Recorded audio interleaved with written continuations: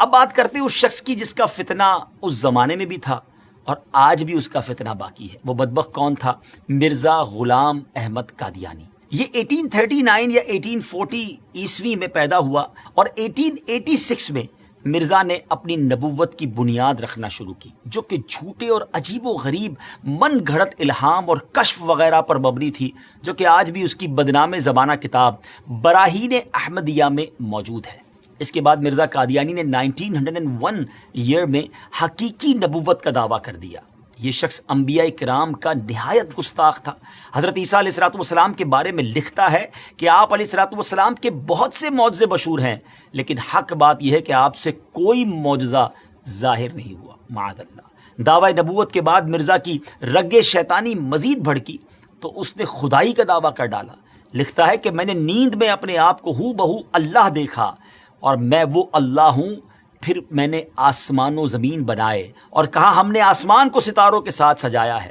استغفر اللہ، استغفر اللہ۔ دیگر جھوٹے نبوت کے دعوے داروں کی طرح مرزا غلام قادیانی نے بھی کچھ پیشن گوئیاں کی تھیں، مگر ان کا انجام مسیلمہ کذاب کی طرح ہی ہوا۔ چند باتیں بتاتا ہوں اس بارے میں کہ نمبر 1، اس نے اپنے لیے ایک لڑکے کی پیشن گوئی کی کہ کہا تھا کہ انبیاء کا چاند ہوگا اور بادشاہ اس کے کپڑوں سے برکت لیں گے، مگر اس کے ہاں لڑکی ہو گئی تو اس پر کہنے لگا کہ وہی سمجھنے میں غلطی ہو گئی ہے، اب کی بار جو بچہ پیدا ہوگا وہ لڑکا جو ہے وہ انبیاء کا چاند ہوگا۔ اس بار بیٹا تو ہوا مگر چند روز بعد ہی مر گیا۔ بادشاہ تو دور کی بات ہے، کسی محتاج نے بھی اس کے کپڑوں سے برکت نہ لی۔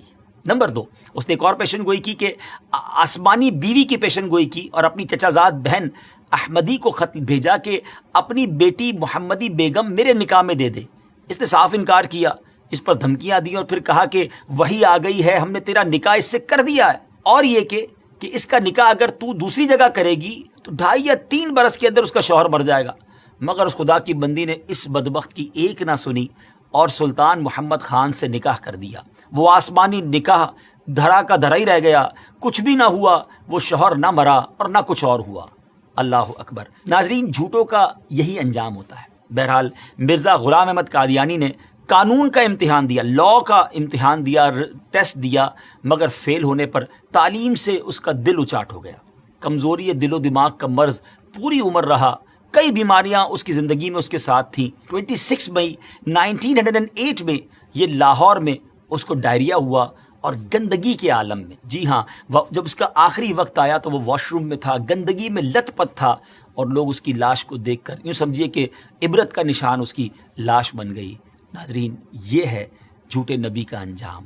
ہم سب کو یقیناً یہ یقین ہے، ہمارا ایمان ہے کہ ہمارے آقا علیہ السلام ہی آخری نبی ہیں، اور خود نبی پاک علیہ السلام نے جو فرما دیا لا نبی بعدی، میرے بعد کسی نبی نے نہیں آنا، اور یہی ہمارا ایمان، یہی ہمارا بلیف ہے۔ لیکن ایک بات یاد رکھنی ہے کہ اس طرح کے دعوے کرنے والے، اس طرح کی جرت کرنے والے، اس طرح کا کلیم کرنے والے لوگ اور بھی آئیں گے، کیونکہ علماء کرام نے نبی پاک علیہ السلام کی احادیث سے جو ایکسٹریکٹ کیا ہے، جو شرح بیان کی ہے، وہ یہی ہے کہ قیامت سے پہلے اور بھی نبوت کے دعوے دار آئیں گے۔ ہو سکتا ہے اس دور میں، ہو سکتا ہے کچھ دنوں کے بعد یا کچھ سالوں کے بعد، لیکن مسلمانوں کا شروع سے یہ عقیدہ رہا کہ ان جھوٹے دعوے داروں کی طرف کوئی توجہ نہیں کرنی۔ ہم سب کا عقیدہ، ہمارا بلیف اتنا مضبوط ہونا چاہیے، اور ہے الحمدللہ کہ ہمارے آقا علیہ السلام ہی آخری نبی ہیں۔ کیا خوبصورت قرآن پاک کی سورہ احزاب کی آیت نمبر 40 ہے نا، اللہ تعالیٰ قرآن مجید میں کیا ارشاد فرماتا ہے؟